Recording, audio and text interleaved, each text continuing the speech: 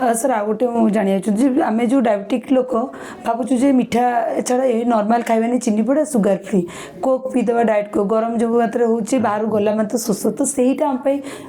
केते दूर ठीक आम पी पार ना कौन कर भल क्वेश्चन गोटे बहुत पेशेंट आम पाखु आस मु सुगर फ्री आकु जीवी बहुत पेशेंट आम पाखु आसंती कहते जे सुगर बदल रे आम आजिकल गुड़ खाऊछु कि महू खाऊ सेगुड़ाक निहाती सेम जिनस खाइबा उचित नुह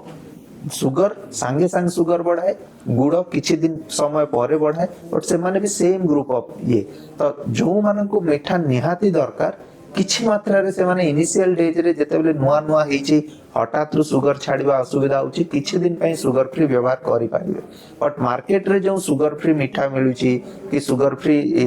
डाइट कोक मिलुची कि सुगर फ्री अन्य जिंस मिलुची सेतरे सुगर खाली नाही बाकी जो मैदा रे तैयारी तेल रे छणा हुए बाकी जो इंग्रेडिएंट्स गुडाक अछि जोटा कि देह को असुस्थ करे से गुडाक अछि